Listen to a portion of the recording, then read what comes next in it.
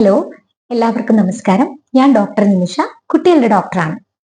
നമ്മുടെ വീഡിയോയുടെ അടിയിൽ ഒരു കമന്റ് കാണുകയുണ്ടായി. ഒരു 7 വയസ്സുകാരനായ ഒരു ആൺകുട്ടി റബ്ബർ, സോപ്പ്, മണ്ണ് എന്നിങ്ങനെയുള്ള വസ്തുക്കളൊക്കെ കഴിക്കുന്നുണ്ട്. അപ്പൊ അത് എന്തിന്റെ ഭാഗമായിരിക്കും, ഇതിനെ കുറിച്ചൊരു വീഡിയോ ഇടാമോ എന്ന് ഒരു അമ്മ ചോദിക്കേണ്ടായി. അപ്പൊ നമ്മൾ ഇന്ന് ഡിസ്കസ് ചെയ്യാൻ പോകുന്ന ടോപ്പിക് പൈക്കയാണ്. അപ്പൊ എന്താണ് ഈ പൈക്ക എന്ന് പറയുന്നത്? നമുക്കറിയാം, നമ്മുടെ കുഞ്ഞുങ്ങളൊക്കെ ന്യൂട്രീറ്റീവ് ആയിട്ടുള്ള സാധനങ്ങളാണ് കഴിക്കുന്നത്. അതായത് ചോറ് അല്ലെങ്കിൽ ഫ്രൂട്ട്സ്, വെജിറ്റബിൾസ് അതൊക്കെയാണ് കഴിക്കുന്നത്. എന്നാൽ ചില കുഞ്ഞുങ്ങൾ ഒരു മാസത്തോളായിട്ട് നോൺ ന്യൂട്രീറ്റീവ് ആയിട്ടുള്ള, അതായത് റബ്ബർ, സോപ്പ്, മണ്ണ്, ക്ലേ അല്ലെങ്കിൽ ടിഷ്യൂ പേപ്പർ, ഇതൊക്കെ ഇങ്ങനെ ഒരു മാസമായിട്ട് ഇങ്ങനെ കഴിച്ചുകൊണ്ടിരിക്കുക.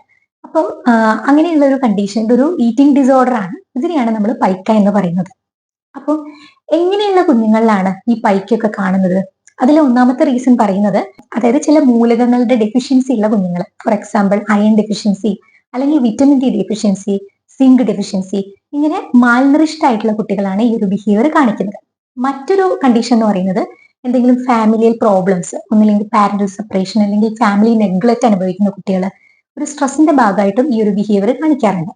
മൂന്നാമത്തേതായിട്ട് പറയുന്നത് ADHD പോലുള്ള അസുഖങ്ങൾ അല്ലെങ്കിൽ ഒരു മൈൽഡ് ഇന്റലക്ച്വൽ ഡിസബിലിറ്റി. ഈ ഒരു കണ്ടീഷനിലും കുഞ്ഞുങ്ങൾ ഇങ്ങനെ ഒരു ബിഹേവിയർ കാണിക്കാറുണ്ട്. അപ്പം ഈ ഒരു ബിഹേവിയർ ഇങ്ങനെ കാണിക്കുന്നത് കൊണ്ട് കുഞ്ഞുങ്ങളിൽ എന്തൊക്കെ പ്രശ്നങ്ങളാണ് കണ്ടുവരാറുള്ളത് എന്നാണ് അടുത്ത കാര്യം. ഇങ്ങനെ നോൺ ന്യൂട്രീറ്റീവ് ആയിട്ടുള്ള വസ്തുക്കൾ കഴിക്കുക വഴി കുഞ്ഞുങ്ങളിൽ തീർച്ചയായിട്ടും ഈ പറഞ്ഞ പോലുള്ള അയൺ ഡെഫിഷ്യൻസി അതൊരു സിവിയർ രീതിയിലേക്ക് മാറപ്പെടുകയൊക്കെ ചെയ്യുന്നുണ്ട്. അതുപോലെ തന്നെ ഈ മണ്ണൊക്കെ കഴിക്കുന്ന വഴി കുട്ടികളിൽ ലെഡ് പോയ്സണിങ് വരെ ഉണ്ടാകാൻ സാധ്യതയുണ്ടാവാറുണ്ട്. മുടിയൊക്കെ കഴിക്കുന്ന ചില കുഞ്ഞുങ്ങൾ ഉണ്ടാവാറുണ്ട്. അവർക്ക് ഈ മുടി ഒരു ബോൾ പോലെ രൂപാന്തരം പ്രാപിച്ച് നമ്മുടെ മൺകുടലിലും ചെറുകുടലിലും ഇതൊരു ബോളായി നിന്ന് അതിനെ സ്റ്റക്ക് ചെയ്ത് മോഷൻ പോലും പുറത്തേക്ക് പോകാൻ ബുദ്ധിമുട്ടുണ്ടാക്കാറുണ്ട്. ട്രൈക്കോബസാർ എന്നാണ് ഈ ഒരു ബോളിനെ, ഈ ഒരു കണ്ടീഷനെ പറയുന്ന പേര്.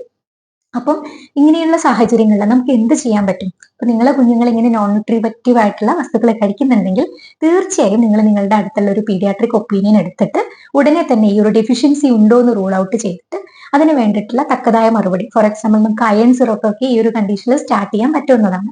അപ്പം ഇങ്ങനെ ഒരു കണ്ടീഷൻ നിങ്ങളുടെ കുഞ്ഞിന് കാണുന്നുണ്ടെങ്കിൽ തീർച്ചയായിട്ടും ഒരു പീഡിയാട്രിക് ഒപ്പീനിയൻ എടുക്കേണ്ടത് വളരെ ഇമ്പോർട്ടന്റ് ആണ്.